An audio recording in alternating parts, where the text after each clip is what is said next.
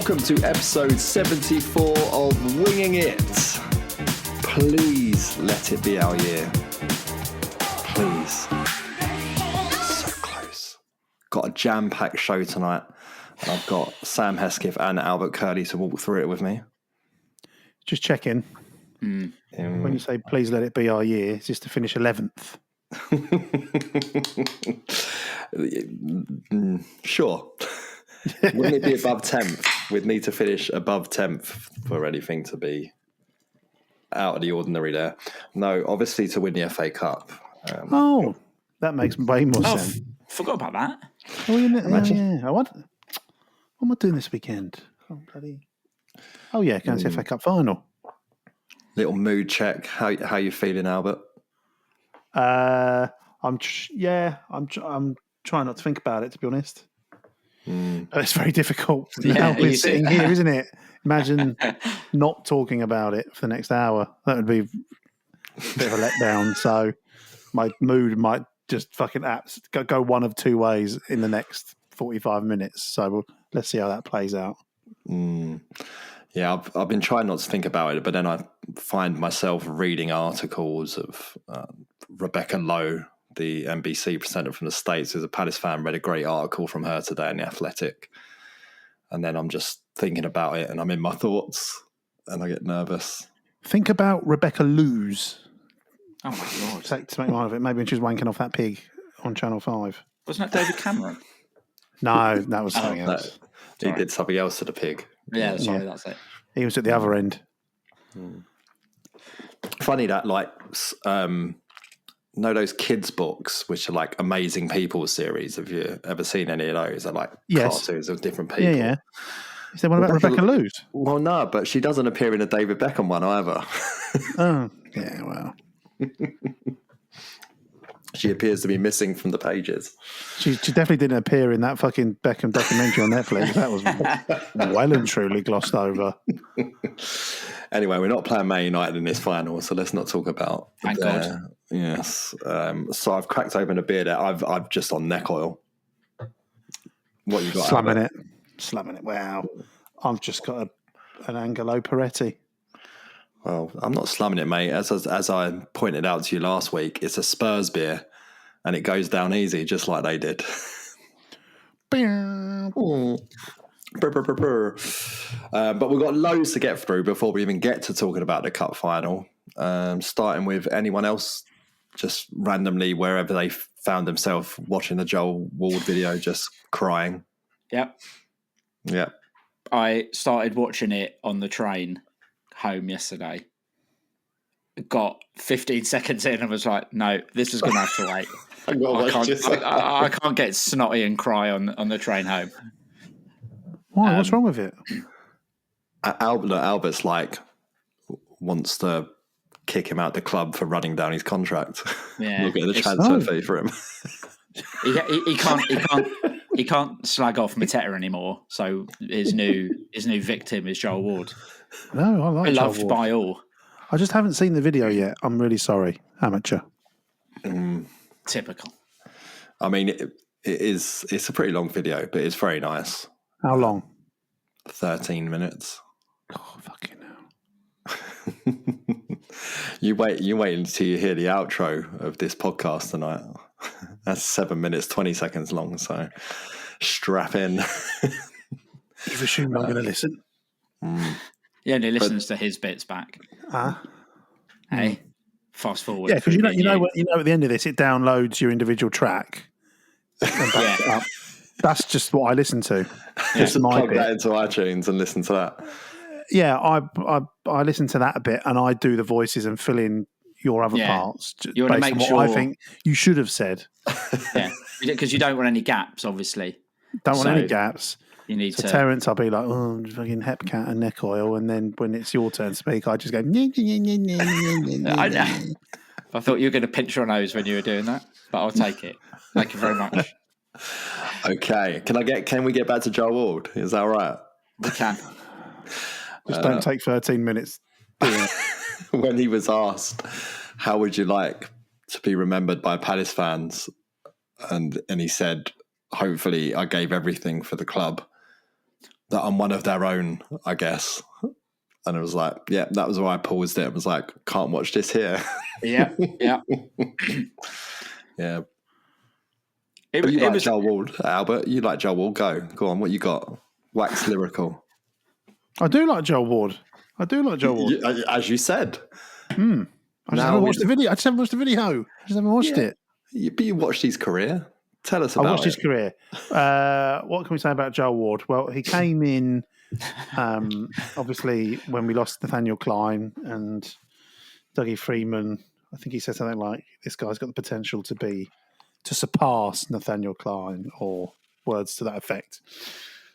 And I don't think Joel Ward, obviously he surpassed him in terms of his service to the club and his dedication and the moments that he's featured for us. But he's Mr. Reliable, isn't he? That's what he is. Everybody needs a Mr. Reliable. And, he's got the number 2. It's one more than one, isn't it? So this is the best testimonial of more a reliable than that, is it? I mean, he started off incorrectly anyway, because there was about 15 on loan right backs between Klein and Ward.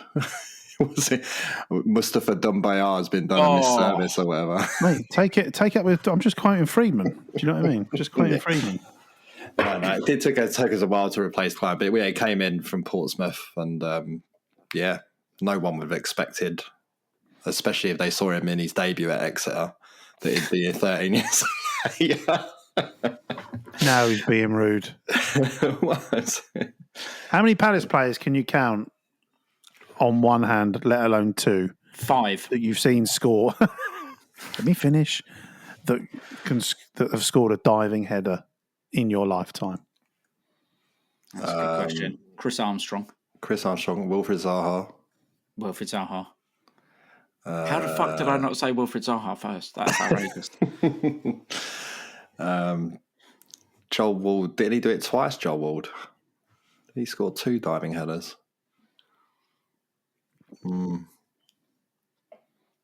So you're remembering him for the diving header? Yeah, then? I think I am. Yeah, that was a great day. It was a great day. Is that? I know I'd have to go through the results for all Premier League seasons week by week, but that in my mind, in my slightly addled, middle-aged mind, overtired mind, that felt like that was like a seminal scalp per se. At a big away Premier League club, it sort of felt like one of our first sort of. Oh, have some of that. I'd agree with that. Diving header at the far post from Joel Ward. Just after Chelsea had equalised and infamously tweeted, "Now let's go and win this." Exactly. And then 30 seconds later, the tweet from them is goal, Crystal Palace. Yeah, it's beautiful. God knows what he was doing up there. What was he thinking? Yeah. It was under Pards, wasn't it? It was. But 362 appearances, and if he doesn't get any more minutes this season, he'll go out with his final minutes being against Brighton, who he remained unbeaten against throughout his Palace career. Good way to go out. Good luck to whatever he does in the future. Do you reckon he'll play on? Yeah, I mean, it's shooing to go back to Portsmouth, isn't he? Surely. It's like a lot of the players that have left us when their contract's gone over the last few years, I sort of just think we'll go and do something a little bit lower down the ladder, and then they just don't. Like Tonks, Jimmy. So he'd probably retire. Go out on the ultimate hire, just playing for Palace. That's it. You're not going to peak. You're not going to peak any higher than that, are you? It was a nice video though. I've got to say, like for people who haven't seen it, they lined up like a load of photos from throughout his career, and then he talked about each one. And he just gets very emotional when he talks about his kids and looking back at the promotion team and that sort of thing. And it was just really well done. I think he's been great for us. Don't think anyone could begrudge him a testimonial, which he doesn't seem to be getting. But I'm sure he'll get one. I hope so. I hope so. But yeah, it was a nice send off, and Yeah, he's great. He's a legend. Yeah. I want to talk about Player of the Year now because it's the nominations are out, and I was going to link it with one thing that Joe Wall didn't do was win Player of the Year, but I feel like it's a bit shit. Won't do that. Just leave it out. I mean, you might as well have because you sort of have now. He did, but this says how long he's been here. I don't remember this, but he won Young Player of the Year in like 2013. Oh, okay. Apparently. Fair. I don't remember that, but fucking if you've won Young Player of the Year and that's it, except for a diving header, just give him. Oh, he won the Chairman's Award a couple of years ago. That's pride of place. Doesn't really mean anything. Was he between Terry Byfield and someone else? John Textor. He won the Golden Skateboard. Who's gonna win Player of the Year then? The vote, you can now vote officially online. Who's your favourites? Who's your top 3 favourites? I think it's probably changed a little bit from when we had the discussions earlier in the season. Do they give nominations, or is it just you vote for anyone? You can select anyone. As Mill discovered, it's probably a bad idea. But Albert, you go first because I haven't thought about it. Top 3? Yeah. In no particular order. Sure. Jean-Philippe Mateta. Let's get that one out of the way. Begrudgingly. I think my outside money, Ismail Assar. And I think my third is probably Will Hughes, all things considered. Okay. It's quite tough because it's really tough. There's always a lot of recency bias as well, where you're like, well, at the moment, these group of players are playing well, but then across the season, these other group of players are playing well. I think Daniel Munoz will feel very hard done by about being left out of my shortlist, but it's a tough ask. It is tough to name top 3. I'd have Dean Henderson in my top 3. Fucking hell. I think when we talked about it halfway through the season, I think my 3 were Hughes, Lacroix, and Henderson. But I think Sarr's been really, really good this season. And JP scored a lot of goals. Oh, I don't know. What a terrible answer. Well, I can't believe neither of you have mentioned Eze in terms of how at the business end of the season, you're both shaking your head there. The Springtime Player of the Year. The whole season, please. Not that season. Not spring season. I don't know if you... I put up a graph on our socials the other day of most goal involvements in all competitions for Crystal Palace since promotion. And 3 of the top 5 outputs are Sarr, Mateta and Eze from this season, which is just mental. Mateta's obviously number 1 with last season when he got 24 with 19 goals and 5 assists. Eze's on 23 already this season and has 3 more games to surpass that 24 from last season. 12 goals, 11 assists. And he's just constantly scoring now. And there's your recency bias in that sense. But it is at the business end of the season. It is in the FA Cup as well. Listen, if he scores the winner in the cup final, mate, him. And then, Mateta 21 this season. Not bad at all. Sarr's got 18, which anyone who's eagle eye will surpass Wilfried Zaha's best ever season for us in the Premier League. Putting to bed those debates of who's better, Sarr. Albert nodding his head. He fucking hates Wilf. Hates him. But no, it just showed like what I actually look at when I look at these numbers. I just more think, fucking hell, could you imagine if Glasner had Zaha at his peak, what he would have been able to do with him? Yeah. Because he just gets the best out of everyone. He could have took him to a different level, I reckon. But really impressive numbers. So I think Eze is going to be in the mix. I think Daniel Munoz is going to be in the mix. Dean Henderson's my other third one. I feel bad for Will Hughes. I think kind of lost his place in the team a little bit, hasn't he, to an extent, as Wharton and Kamada have sort of come to the fore. Really, really good season for Will Hughes. I think honourable mentions, Lacroix, JP, Sarr and Gay for me have all been excellent as well, which just shows we can't, we've mentioned 7 players between us. It's really, really tough to now down. But I think Ebbs will probably nick it in the official vote. Could be wrong. Yeah. Munoz, I reckon Munoz will be his closest competitor. But we'll see. Then I imagine it's children that mostly do the votes for this. I thought you were going to say Chilwell. I was like, well, maybe not Chilwell. Yeah, I mean, Chilly won't be here on that night, I don't think. Right, and then finally, goal of the season, which is I'm gonna anyone who's not in the men's first team. Sorry, youth team players. Sorry, women's players. They're not going to win it. It's going to be one of the men's teams, so we're going to discuss those. Eze's got 4 entries. In his goal at Chelsea, his goal at Fulham in the FA Cup, his goal at Arsenal, and his goal at Villa in the FA Cup, against Villa in the FA Cup. Gay at Leicester, the volley. Munoz at Fulham in the league game. It's not just about the goal for that one, is it? It's the build-up as well. If you remember Mateta breaking out, doing some step-overs, nutmegging someone. And then Mateta against Arsenal. No Mateta against Brighton? No, not on there.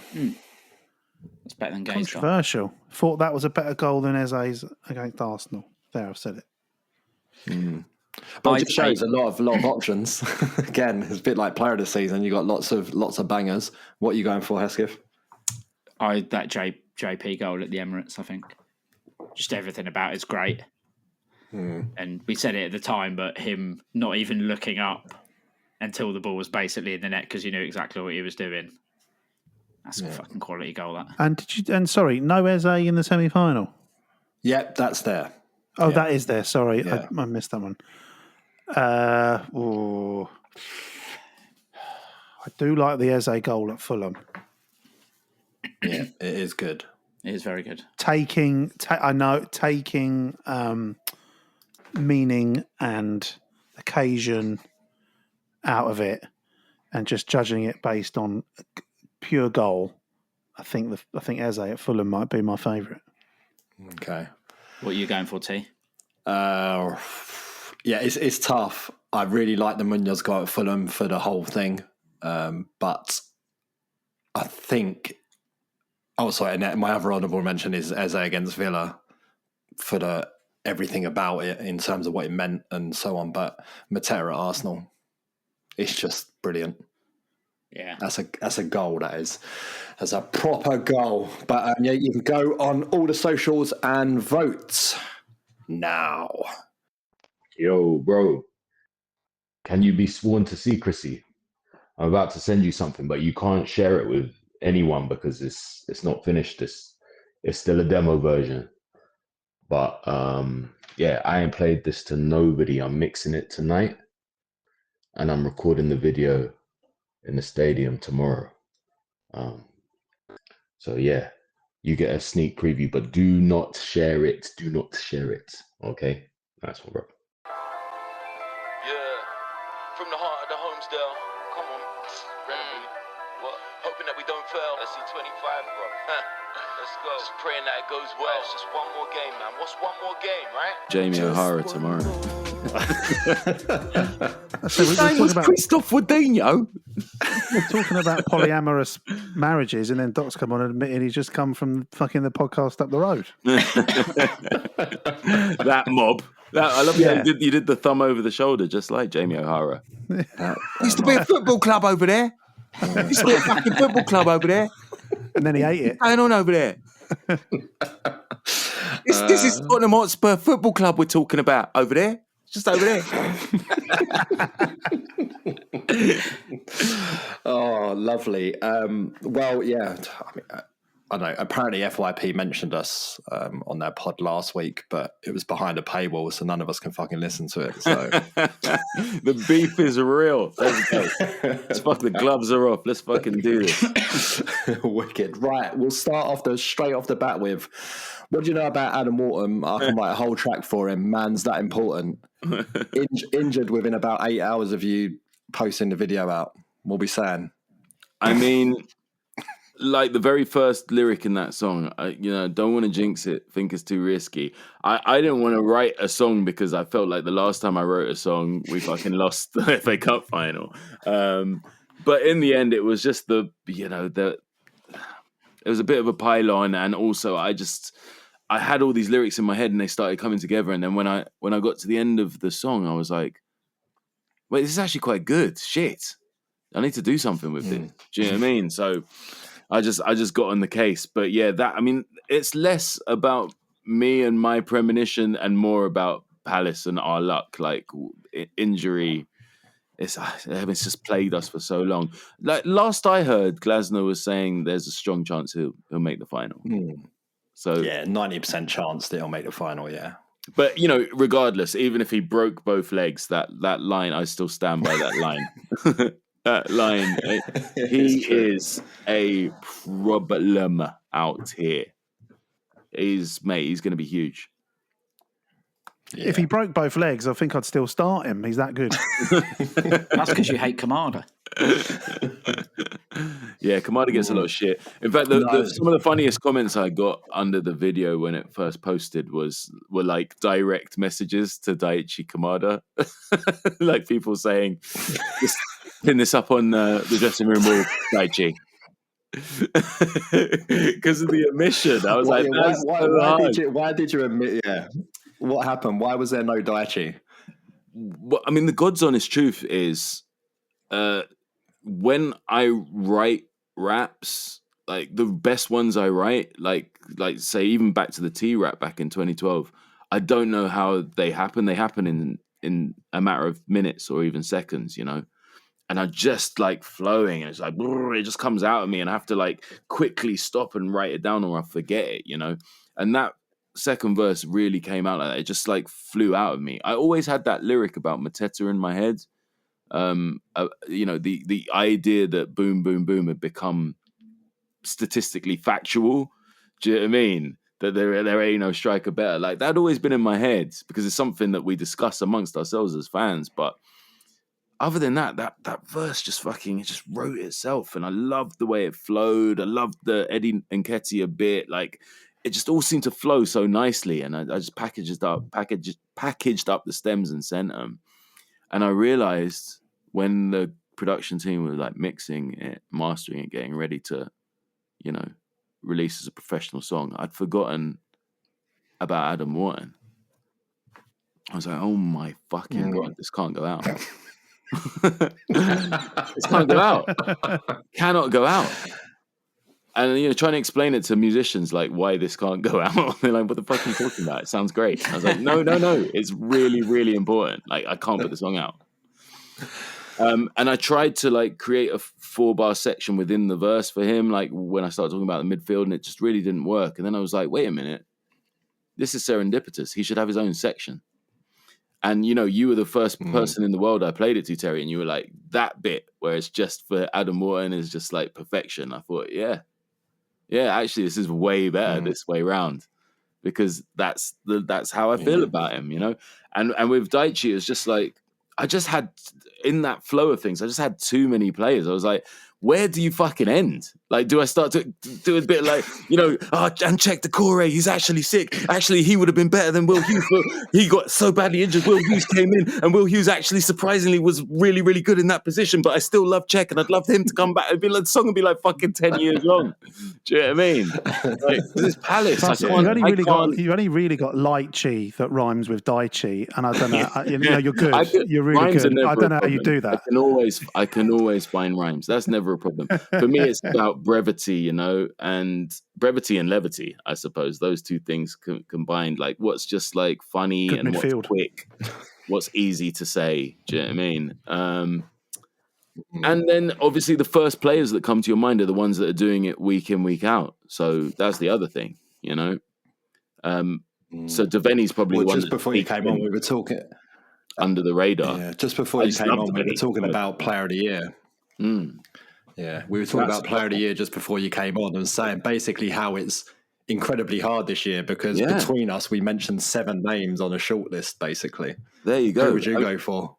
Again, there's no way I could pluck a name out of the sky or out of my arse because I've not experienced this feeling about a Palace side since I was a little kid. Like, I remember that side in 91, like, there was 6 or 7 players where I was like, these guys are fucking dons. Like, I still think of them as sort of mythical beasts now. Like, Wright, Bright, Gray, Solarco, do you know what I mean? Nigel Martin. But I, hand on heart, can say between 91 and 2025, I can't think of any Palace 11 that can fuck with those two. And this one is technically advanced of the one in 1991.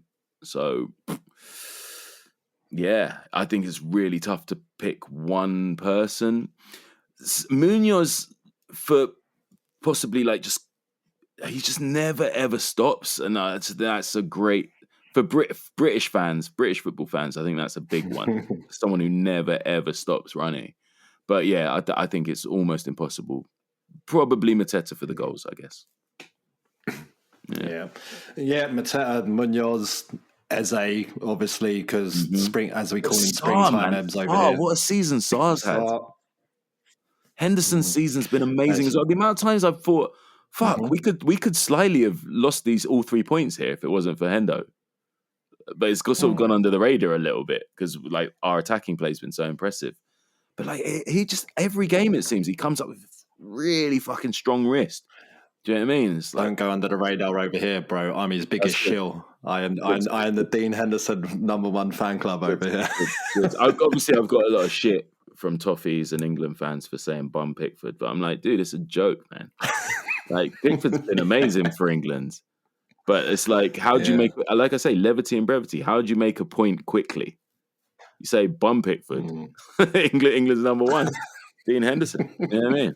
It's just like, I feel strongly about it. Yes. So, one of the comments I constantly see under the Instagram video is that the new away shirt for next season? It's funny how things like that work out.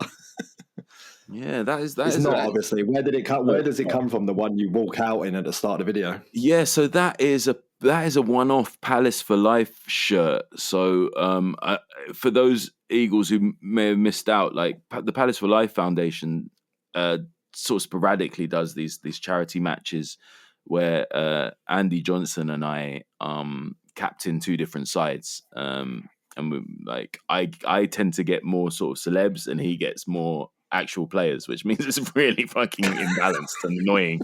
But anyway, that's an argument for me and AJ. But it's a great day out, and we sort of we work up a new kit each time, and that one I think was maybe 2 years ago.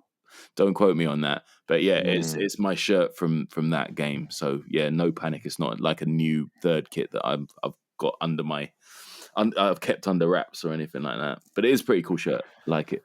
Am I imagining that you missed an absolute sitter to equalise at the end of that game? Yes, but there's a story behind that. When I say there's a story behind that, I mean there's an absolute cunt behind that, and that absolute cunt is Wayne Routledge. So, like, mate, like, I sounded like Simon Jordan there. No context, Doc Brown. Yeah, so like, I haven't had a sniff at goal practically, and you know, I'd never call myself a striker, but like, it's just this one long ball over the top, and I just gamble and I run for it. I know I'm onside, so I break through the back 4, and the way the ball bounces, it sits up for me perfectly. If I was Glenn Hoddle, I'd say, just set up for him, lovely. And I just I'm clean through on goal, and I was like, oh my god! And then I'm about to pull the trigger, and I just feel like I'm doing this with my hands. It's not good for audio. Like my right arm from the wrist gets just pulled back, like yanked back, and I can't reach the ball. I can't like kick the ball. So it looks like I've done like an air shot when I'm clean through on goal. And I'm like, oh fuck! And I feel I've been fouled, so I'm absolutely furious. And I'm screaming, ref. I turn around, and Wayne Routledge is like maybe about 15 yards away from me. And he just looks at me like I've got my arms out like this, mate. What the fuck? And he just looks at me with have you ever seen a dog fight a cat?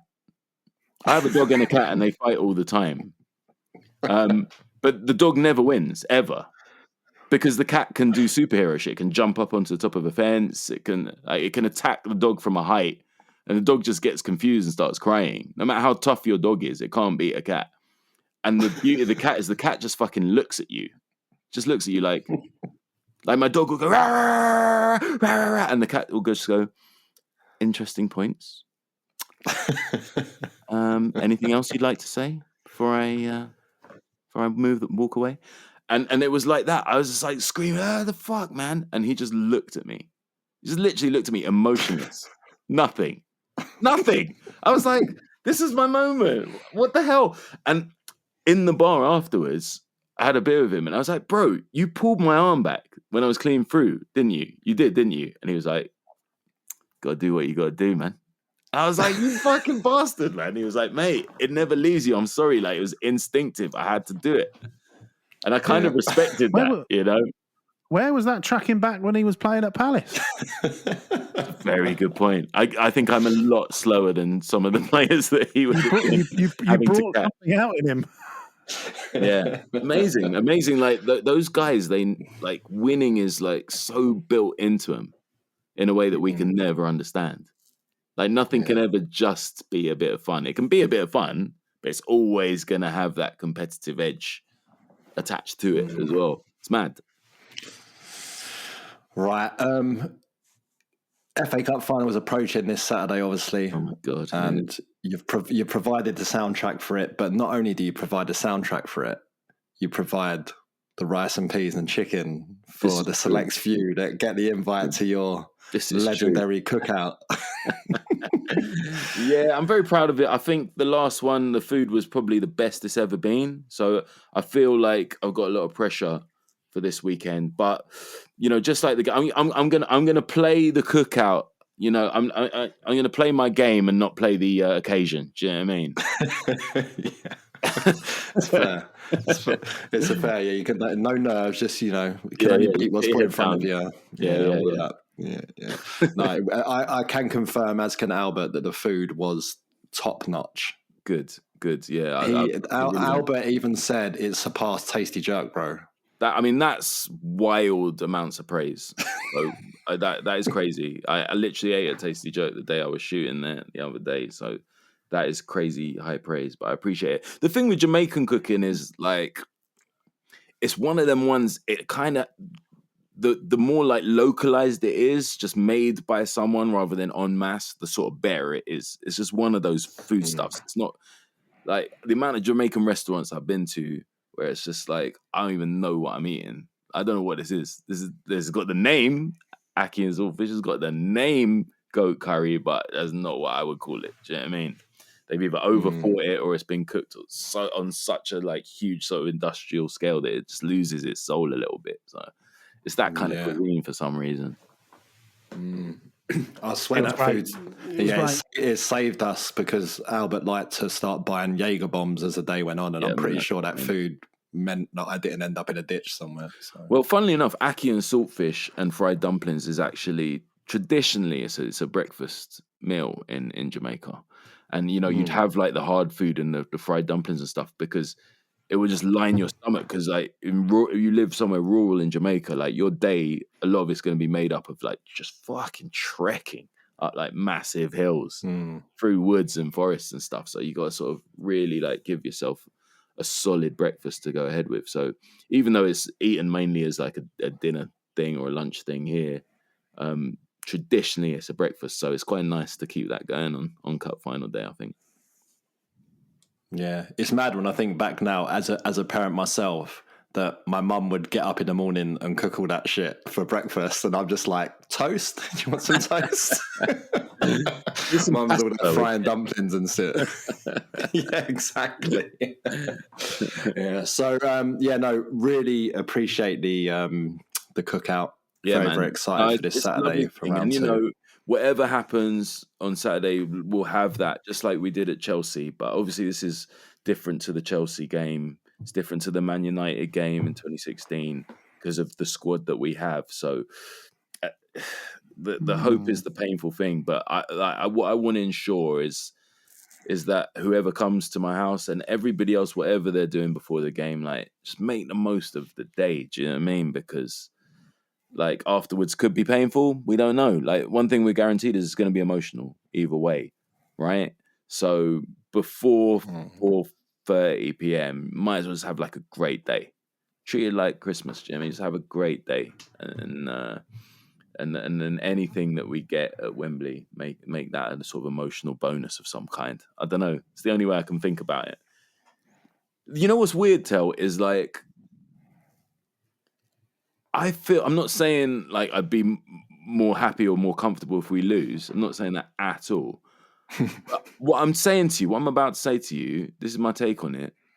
I feel like I'm emotionally ready to lose. Like I know what that feels like. I know pretty much how I'll feel, unless it's like, some horrible injustice. That would be terrible. Do you know what I mean? But if we lose 3-1, whatever it is, I know I'll feel gutted, but I'll know that feeling. That feeling will be familiar to me, and I'll be able to cope with it.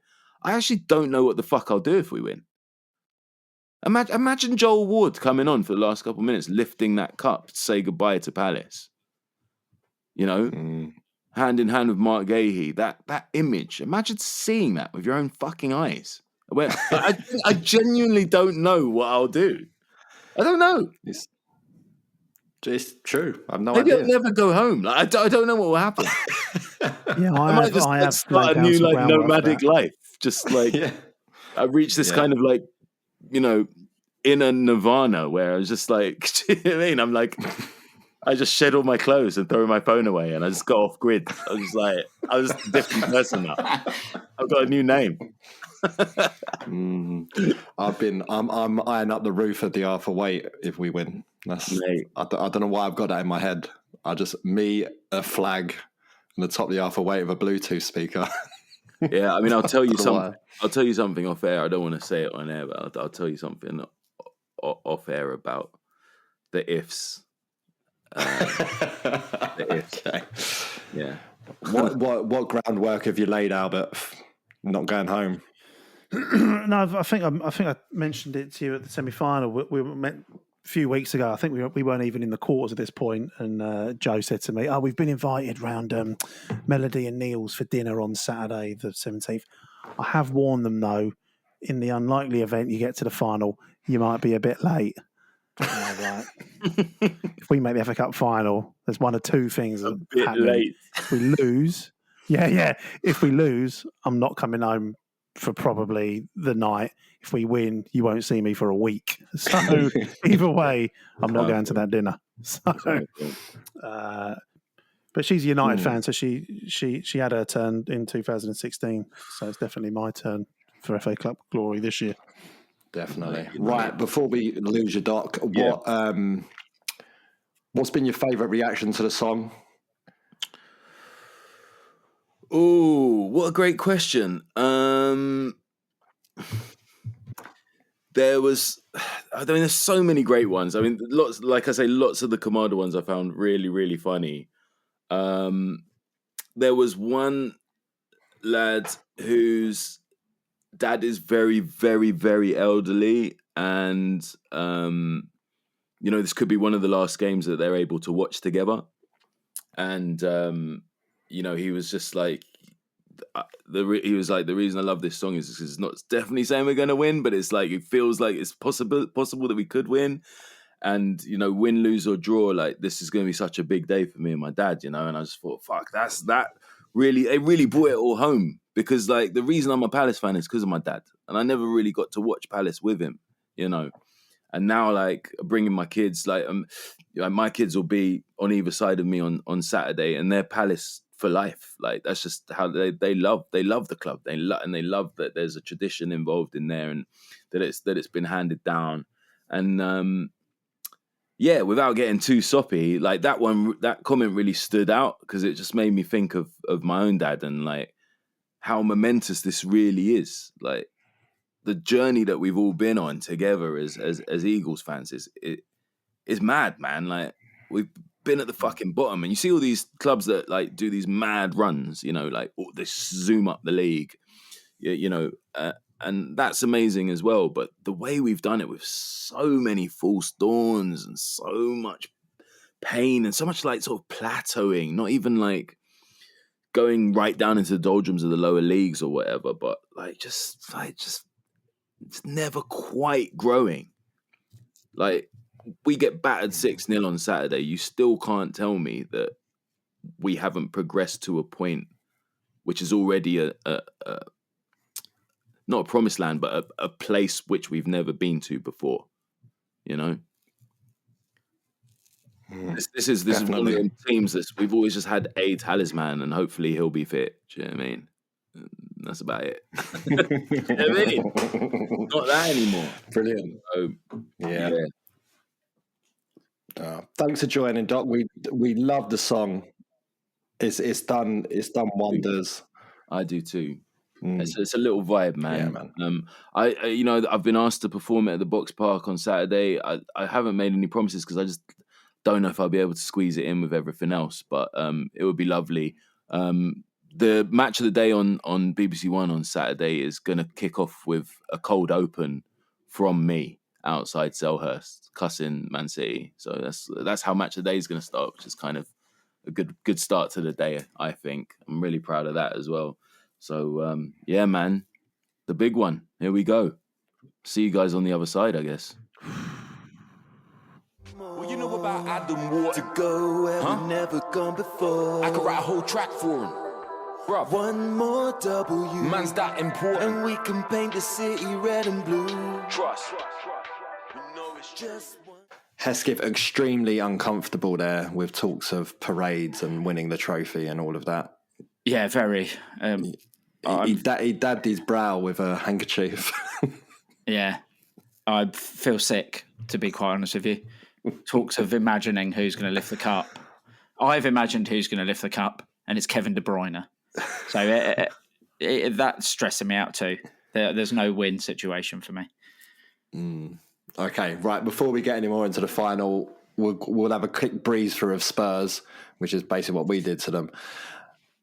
Worst team you've seen this season, Hesketh? I mean, Southampton put up more of a fight than they did in the 2 games we played them. Yeah, they definitely did. I couldn't actually believe how shit Spurs were. I know they weren't playing their first 11 or whatever, but the players they put out there are still, on paper, should be all right.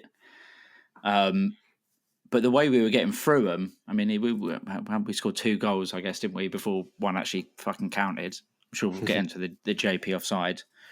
But we were getting through them by not doing anything wild. It was just sort of like passing diagonally forward and them not bothering to do anything about it. So, I mean, I'll take it. I doubled the amount of goals I've seen a score against Spurs in one game. Away, that is. So I'll definitely take it. Yeah, I mean, a big part of it was down to Jed Spence seemingly forgetting that Daniel Munoz existed until Munoz had the ball, and he was like, "Oh shit! Yeah, oh, it's you! Oh, it's you! You again!" I mean, I'm only the left back. I should only be defending your marauding runs, but he's got no idea what Daniel Munoz's face looks like because he only ever saw the back of his shirt, didn't he? Well, he was fired on by the blazing Colombian-style sunshine that was coming down across North London. Good job I wore a baseball cap. I would have been finished. I will say one quite endearing bit before the game. I was stood in my row, and this guy who has a very similar complexion to you, Terence, sort of walked down the row and went to the bloke in the row behind. He was like, "I'm really sorry. Did I just see that you had some sun cream? Do you mind if I have some, please?" And the guy was like, yeah, go on. He was like, "Oh my God, man, you're a lifesaver." Yeah. It was great. Yeah, I saw quite a bit of sunblock knocking around. I also saw I went really rascal and wore like a salmon pink shirt, and saw shout out Cameron wearing the exact same shirt as me, and then we ended up on the bus and tube home together chatting about our fashion sense. Shirts. Yeah. But you've touched on it. Albert, you perfectly booked your son's birthday party, so you missed Spurs, but you would have seen the JP offside. Is it one of the worst you've ever seen? Well, I can't say I've delved into the rule book per se, but if the tip of his shoulder is offside, then whatever. But it just goes to show, I've always said it, offside rule should be about the feet. It's a shit decision, and obviously I'm following it whilst also paying 100% attention at my son's birthday party and just watching the minute by minute every 2 minutes or so. And I just thought, it's a dodgy offside. Mateta's obviously run through on goal and scored, and then they flagged him off. But there's 2 more passes before the ball's in the back of the net, and his feet are in his own half. It just, fuck me. If we want to, I'm all for technology in football, and I'm all for fucking VAR used properly, but we've got to make the rules suit, because to rule that off for that really fucking paper thin offside is just shit. And luckily we didn't really let it affect us, and wasn't that long after till we scored a legitimate goal. When you look at the screenshot or whatever of the offside decision, and you see both of Mateta's feet are in his own half, his head's in his own half, and both the defenders' feet are in the defender's own half, but we've been given offside. I feel like that's not really what offside is about, is it? I don't really feel like we're doing it properly there. And I also wondered, the new semi-automated offside triggered them to look. I wonder if they would have even looked and drawn a line if it wasn't for this new semi-automated one. Yeah, that's a good point. Because no one in the world ever would have thought, he's offside there, because they would have just seen he's in his own half, Jed Spence in his own half, or whoever it was. Yeah. Yeah. It's, trying to give people the benefit of the doubt that don't necessarily need it. It's binary decisions, offside or not offside, semi-automated things that, robotic and flag things up.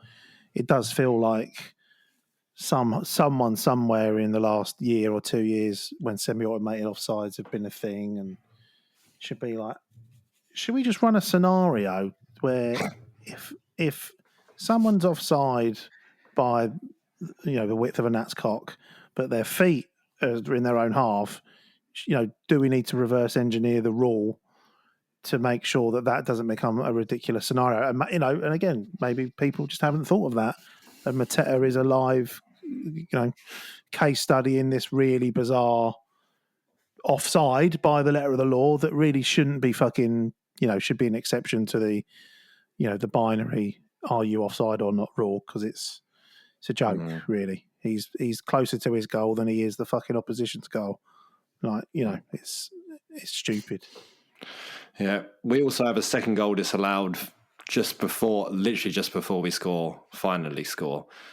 But this was in and amongst chance after chance after chance, and fair play to Spurs. Actually, their defending in the last doldrums of the chance were pretty good. They got a lot of blocks in, side tackles. Their keeper made some really good saves, notably one from Mateta from close range, as they had a shot that deflected a millimetre wide, which I haven't even seen on any highlights package, because they just had so many chances to choose from. They didn't know which ones to put out. But eventually we score. You'll have to talk me through this, Hesketh, because I'd gone to get beer and water. Dear, oh dear. First goal of the season. First goal I've missed for Theo Walcott scoring against us for Arsenal. That was the last time I missed a goal. There is a guy who stands in front of Vanessa at home games called Mark, who misses conservative estimate, 50% of the goals we score. So you're doing all right compared to him. I mean, the move for the goal was the same move that we'd done a few times against them. Nice sort of quick touch by Hughes, laid off to Sarr, and then a nice flick up the wing to Munoz, who was in acres, gave the keeper the eyes, and a lovely sort of disguised square pass to Eze, who obviously is not going to miss from 10 yards.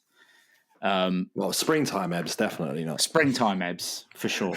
Winter Ebbs, that's going over the bar. That's Jason punching penalty. But yeah, I mean, we saw it, his celebration was him sort of chuckling like Dastardly and Muttley. And it was just like, it is quite funny how easy we've sort of just got through him. But no less than we deserved, and nice for us to score just before half time for a change. Yeah. And come out in the second half, straight off the bat, get the second. Eze starts with a beautiful outside the boot pass to Sarr. His cross gets blocked, pulls it back to Ebbs, who's this point. Again, Tottenham seem to forget that he existed and just let him drift into the penalty area, and he slots it to make it 2-0. A few other chances didn't end up extending the scoreline. Spurs never looked like scoring. Very, very generous a match of the day to even give them one highlight of an attack they had. But one moment I did want to dwell on was Chris Richards waiting to take a long throw in our corner whilst was that when Kulusevski was down, or did he go down in the first half? I can't remember, but he's unfortunately got really injured and has had to have surgery. But Richards was loving the USA chants in the corner. Absolutely lapping them up. He was. It was great. And yeah, I mean, the what I liked and was weird, Palace doing it, is the last sort of 20 minutes of that game, we were just seeing it out. We weren't really pushing anything. We looked really comfortable. I mean, Nketiah had that chance at the end, which was a sensational pass by Gay, by the way. And I have to say, at no point did I think he was going to score. I know that's a horrible thing to say. And when you look at it back on telly, I didn't realise he was just right on the edge of the box, and he opened his body up well early. I was like, it's pretty obvious where it's going. Yeah. And it's a shame because, you know, we've said this a few times this season. He's had those chances. You know, we were 1-1 against Brighton at the Amex. Springs to mind, and you just think, get a couple of them. You know, his goal against Fulham in the cup was great, so do that a couple more times, and you'll be on your way. So it's a shame that he didn't go, because that would have been a nice cap to the end of the game. But fuck, I mean, I'll take a 2-0 against Spurs, nice and easy. Yeah, double over them for what I haven't checked it, but I assume must be the first time we've ever done a double over them. And ending 27 years of hurt with no league win there. A canter, really. Incredible. Neil Shipley was the last time we won there, Albert. And anyone who was at that game will remember it was Christian Gross's first game in charge for Spurs. And was it? Yeah. And then Mr. Travel Card. At some point in the game, there was a humongous bang inside the stadium. And I remember the press the next day speculating if Christian Gross had shot himself. Jesus Christ. It shows how much things have moved on since 1997. I think Ange Postecoglou's not far off. Miserable fucking shit, that bloke. Yeah, mate. Oh, well, if that's what... Well, it is what it is. Well, we are what we are, you know. Fuck off, like... How do they expect? Sorry, I know it's not a Spurs podcast, but how the fuck can you expect a team to like throw bodies on the line and fucking, you know, commit to the cause when you just got him fucking? Oh well, you know. Like, I hope they get fucking smashed in that Europa League final. Okay. Closet United fan. Yeah. Moving on. Moving on. Right, moving on to the final. What we're going to do here now, for Hesketh's sake, We're just going to exercise some demons. That's what we're going to do, and we're going to look at omens. Oh fuck!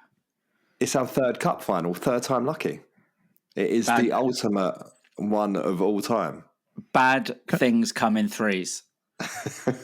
Okay, counterpoint. Let's see if we can do this. Technically, it's our fourth because the first one went to a replay. How do you feel about that? Technicality, that's an asterisk. I'm not having it. All right. Okay, we've had former producer of the pod, Billiam, manifesting. He said he's been writing in his book every day. One normal, please. No, sorry. He's been writing in his book every day. Crystal Palace will win the FA Cup. He didn't specify what year. Very good. Samantha, current producer of this podcast, said Aldershot won the FA Trophy yesterday. Red and Blue Army. And actually, I don't want to join this discussion, but Bologna just won the Coppa Italia, and they wear red and blue, don't they? I don't know if that's a spoiler for you, T. Sorry. Apologies, Serge, for the disgustingness that just came out of his mouth. Yeah, true story. And they wear Macron kits, I think. I don't know where I've pulled that out of, but I think they do. Bologna, that is. We were a Macron kit in 2015, 2016. There you go. That's a bad omen, isn't it? Okay, right. Good omens. Yeah. The game before the FA Cup final. In 1990, we drew with City. In 2016, we lost to Southampton. In 2025, we finally won a game going into the cup final. Okay. Away at Spurs as well. Yeah. Away at Spurs, no less. Where we've ended a 27-year drought. I'm so stressed out. Okay, I've got one that's more on your kill. Is that the last time, these are going to start getting really technical now. The last time City drew 0-0 away, like they did with Southampton on the weekend, yeah, they beat us 5-2. There you go. That's more like it. However, the last time we scored 2 in North London before a game, we beat Villa 3-0 at Wembley. Yeah, listen, I'd take a 3-0 win. That's it. We are in the year 2025. We are. And the club is based in SE25. Yeah, also true. Synergy is what you're saying here. However, if considering we're the home team for the cup final and City the away team, that makes it 2-5, which is the same scoreline that they beat us by early this season. So, yeah, maybe good, maybe bad. Hesketh, is it a good or a bad omen that the club have sent out new dates for the stadium tours? Good or bad? Well, considering it goes past the trophy cabinet, which has been discussed on previous episodes, contains the Championship of Iran and a share certificate. I think we're all a winner, even if we don't win the cup. What you're saying is I should put you down for the new date of 29th of May. You want to go that day, do you? Sure, yeah. All right. Thanks. I saw a video the other day of a Bournemouth fan having just visited the Bournemouth trophy cabinet. He was saying, my favourite trophy in there was a 3rd place award in the fight against homophobia. 3rd place. Wow. You're a bit homophobic. What does that mean? Exactly. They were doing really well and then someone accidentally let out a 1970s slur for a... Yes, exactly. Anyway, back on track. Who came first? And more importantly, who came fourth? Who came fourth, yeah. Checks notes at Crystal Palace. Mr. I. Moody. Oh, Dishonourable mention. I don't know. We played Spurs this week, and everyone was talking about Postecoglou's comments, where he said, "I always win a trophy in my second season," and biggest twat. So everyone's talking about it as perhaps he's like, it's not going to be the hardest line ever if they win, that they can play this back and be like, I always win a trophy in my second season. We've got our version of that, because Glasner's comments to Pep post the 5-2 loss, when he said, if we meet again this season in the final, you can't play like that again because we'll solve it. I thought at the time, I didn't like that at the time. Say something, Pep. Say something. Although I did, someone was telling me about the Bournemouth manager. Is it Iriola? Yeah, he was talking about Ariola. He plays in goal for West Ham, mate. Sorry. But he was saying you can spend all week at training preparing 7 different ways to play Pep Guardiola, and then you get there and it's something you've never seen before. So, and that's why we're doing 8. Thank you. But then one final piece.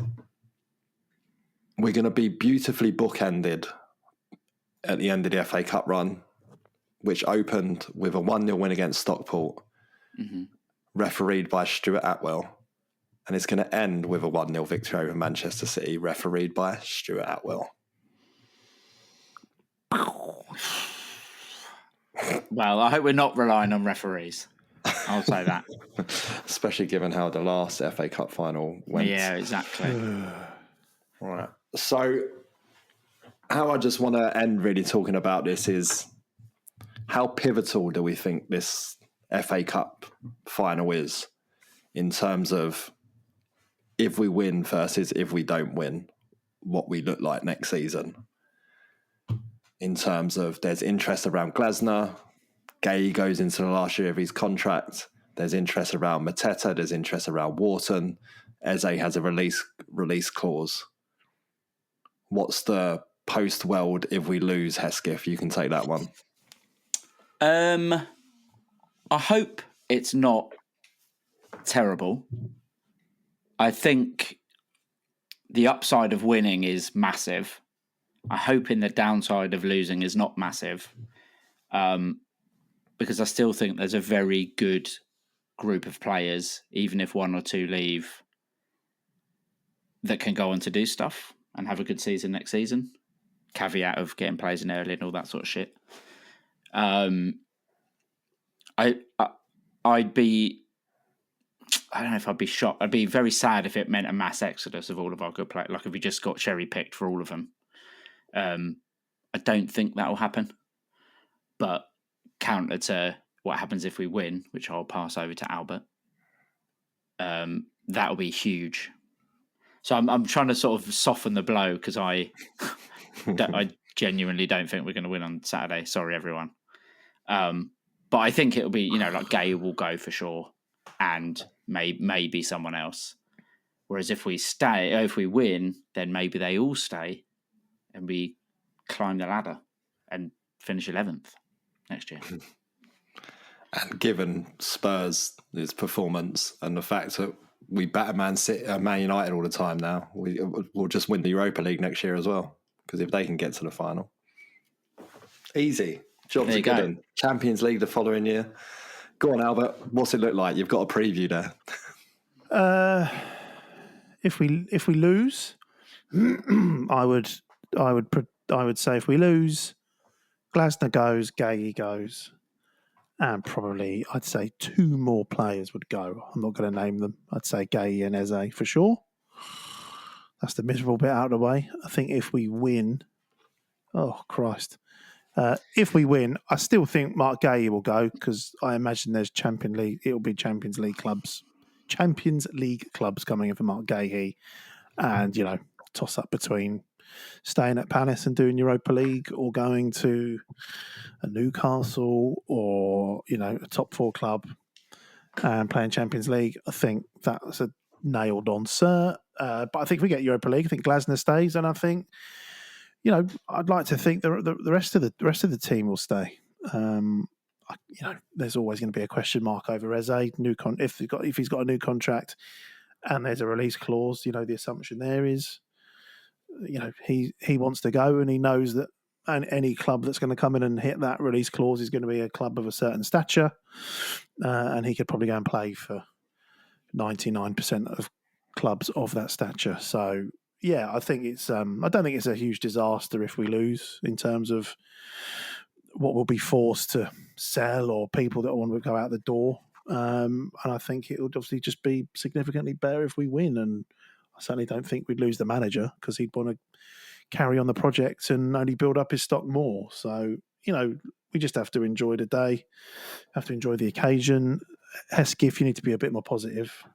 I know it's a self-defense mechanism. I know. But we got to believe that we can win it. And as Doc said, the team and the form that we're carrying going into this final is significantly better than certainly the last FA Cup final that I went to. We were dog shit in form, and certainly nowhere near as good a squad, first 11. Certainly no near as good a manager. And all right, we were playing a wobbly Man United, but we came very, very fucking close to winning it on that occasion. So let's concentrate on Man City are great, whichever way you spin it, but they're having their worst season for a while. So that's what we need to focus on. It's everything for us. Even if they win, it's a mildly disappointing season for them. I think if we do win, one thing we know we'll lose is our respective wives, Albert, when we don't come home for 3 days. No, I might. I might be stretching it at 3 days. I think it's like a footballer's contract. I've got a day. I've got a day with an option of a second day, maybe. Do you know what I mean? That I can activate that clause at the time. See, this is where I'm lucky that my wife's going to be there with me, and she can take her booze way better than me. So who gets who home at what day, at what time, to be confirmed. But we'll be there together. Jaeger bombs again, ole ole. Indeed. Well, that's almost your lot for this week. A brave new world when we come back next week to discuss the game. By the way, we've got fucking Wolves on Tuesday. Who gives a shit? Fucking shit. Mate, can I just say, I'll say the same to you that I've said to Joe. If we win, I ain't been on this fucking. I'm not even doing the pod next week. I can't even guarantee that I'll be here to talk about such a joyous occasion. Won't be able to see. Fucking hell. Well, we'll see. The plan is to record the night after Wolves next week. Currently, we'll see how that goes because Wolves will. If we have won the FA Cup, Wolves will just be one massive party anyway. So, 3-0 Wolves. Yeah. I don't know. Glasgow won't accept it. But no, look, everyone goes to Wembley. Enjoy the day. At this point in our history, they're still limited these days, and you never know what's round the corner with Palace. It might be, a long time before we get our next one. So enjoy it. Hopefully we can get the result we want. And See you in the Green Man. See you in the Green Man. But to play you out, we've stuck together a little FA Cup medley of all of our goals in the tournament to date with some lovely backing music as well to play you out. So enjoy. See you on the other side. And until next time, up the Palace. And a very good afternoon to you as SE25 plays host to SK3. We're taking a break from Premier League action to get involved in the FA Cup. There's the chance to shoot. Effort goes in, and what a brilliant turn and finish that is. The dream start inside 4 minutes. You just always felt as soon as the ball is at the feet of Abire Eze, something special could happen. and that's exactly what has proven to be the case. A fine turn and finish from the England international, and that's just the start that Selhurst Park needed. The fans get right behind the team, and Crystal Palace are in front. It's Palace 1, Stockport 0. Palace free kick. Haven't offered a great deal in front of goal. Kamada though. Oh, for Mateta off the post, and Munoz puts Palace in front. Lucky to be on the field, but in the right place here to force it home. Brilliance of Mateta there is what tees it up, and Munoz does the rest. There's a low good game he's had. Touch there from Molyneux, and now Hughes. Oh, how about that for a pass, and Broadbent can't deal with it. Devaney with an exquisite finish to give Crystal Palace clear daylight. For all Doncaster's efforts, Palace marching to the next round. Mateta might just get in here. Came a long way there, Liam Roberts. He's going to send him off. Dangerous play? Yeah, dangerous play. There's no question about that. Intent or no intent, when you have your boot 6 foot up in the air, making contact with the face of an opponent. Michael Oliver thought about blowing his whistle. He's let play go on here. Hughes has found a way through. I think it's an own goal, Bill. I think the goalkeeper gets a left hand to the Hughes shot and punches it onto Tanganga. It's an own goal. Just over a year at the club now. What a signing he has been. Colombian fullback. Gay, the captain, looking to turn provider. Come for Eze. Hesketh tried a smart turn. Millwall struggling to clear and in. Offside. The final touch from Munoz, but the flag up. Well, he's saying that's come off a defender, I think. The goal is given. The cheer you could hear is because the incident went up on the big screen, and the evidence is fairly conclusive given that. Richards header, Nketiah! And that should be that.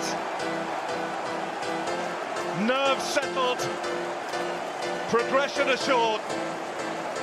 Eddie Nketiah, who came off the bench early on, has sealed the place in the quarter-finals for Crystal Palace late.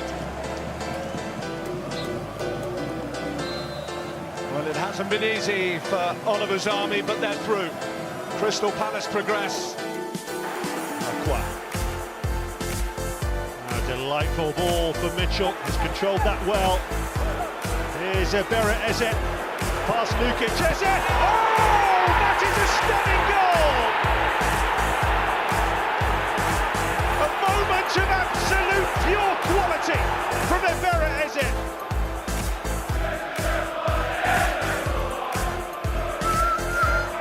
Eze. Oh, superb to get away from Castagna. Lerma back to Eze. Mateta and Sarr in the middle. Still Eze. It's Sarr! It's 2-0!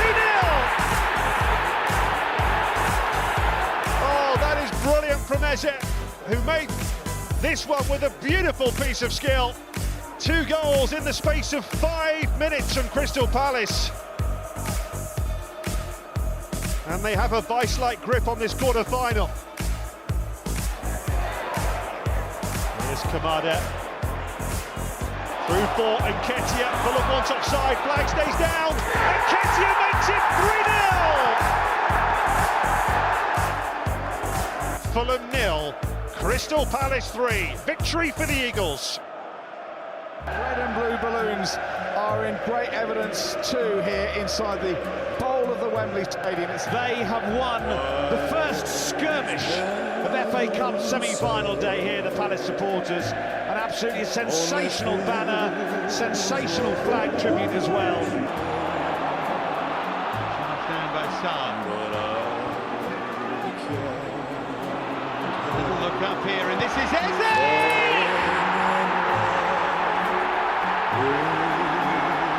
Stunning hit from Berra Eze. Crystal Palace in front in the semi-final.